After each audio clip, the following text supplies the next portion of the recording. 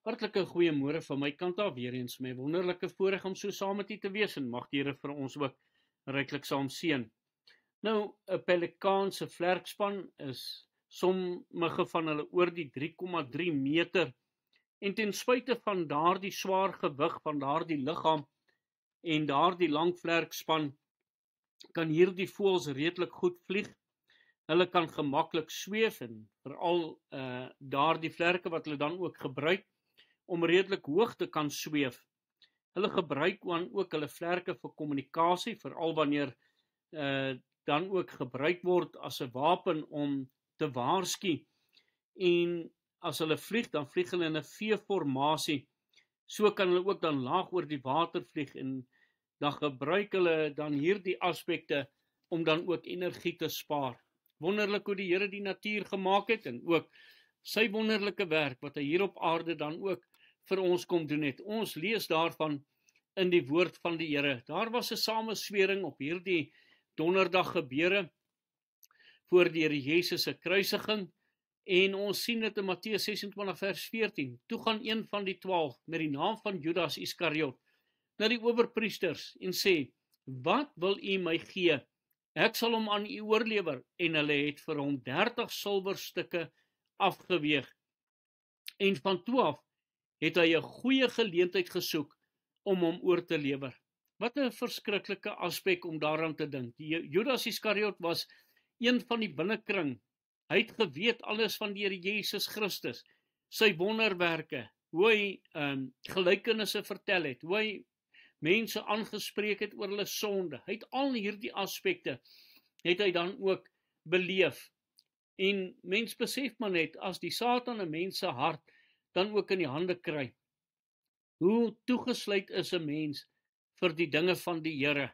Al is jy besig met die dinge van die Here, is nie te sê dat jy die Here van die dinge mee besig is nie. En so was dit ook met Judas. Hy was besig met die dinge van die Here, maar die Here van die dinge het hy nie in sy lewe gehad nie. Ons sien ook op hierdie gebeure was Jesus die voete van sy disippels. Johannes 13 vers 5 en Johannes 13 vers 14. Daarna het hy water in die bak gegooi en die voete van die disippels begin was en afgedroog met die doek wat hy omgehad het. En die Here Jesus kom en hy verduidelik aan nou Petrus al hierdie aspekte en hy sê dan in vers 14: "As ek dan, die Here en die Meester, julle voete gewas het, is julle ook verplig om mekaar se voete te was." Die Here Jesus Christus kom leer 'n baie belangrike aspek in verhouding met God die Vader en met die Here Jesus Christus. As hy praat dan in hierdie gedeelte van die voete was, hou dit daardie Griekse woord in wat beteken die hele liggaam. So, hierdie liggaam, hierdie lewe van ons moet rein wees. En dit praat oor daardie verhouding wat ons dan ook met God het. Om in 'n verhouding met God te staan, moet ons rein voor God staan. En dit is die gedagte wat dan ook deur die Here Jesus Christus hier geleer word. Jesus kom en hy voorspel ook sy verraad, Matteus 26 vers 25. En Judas wat hom sou verraai, antwoord en sê: "Is dit miskien ek, Rabbi?" En hy antwoord hom: "Jy het dit gesê." Ons weet wat daar so dan ook by die nagmaaltafel gebeur het, waar die Here dan ook gesê, die een wat sy hand saam met my in die skottel steek, dis hy wat my gaan verraai. En hierdie was Judas se optrede. Hy het geweet hy gaan dit doen.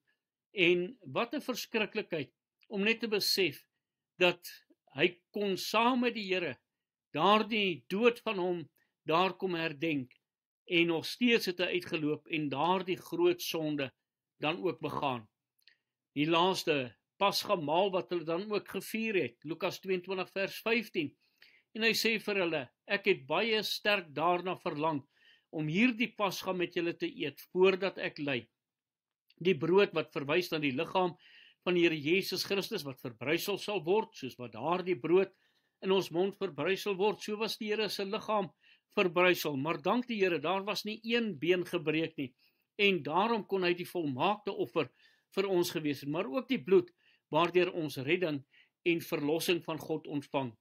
Jesus kom en hy waarsku ook vir Petrus en hy sê: "Maar hy antwoord: Ek sê vir jou Petrus, die haan sal vannag nie kraai voordat jy 3 maal geloon het, dat jy my nie ken nie. En Petrus was so selfvoldaan, gesê, Here, ek sal saam met u tot in die dood toe gaan. En ons weet dan ook hoe hy Jesus verraai het, en daardie haan wat gekraai het, en Petrus wat later dan ook Jesus van ver af gevolg het. Hierdie ene wat so naby aan hom was. Ag, liewe toehoorder, dat ons die Here sal vra om ons genade te skenk, naby aan hom te hou, rein lewe voor hom te hê, sodat ons ook in die regte verhouding met God sal wees. Kom ons bid saam. Here, dankie vir die kosbare bloed, dankie dat u ons wil reinig en daardeur in die regte verhouding tot u stel. Amen.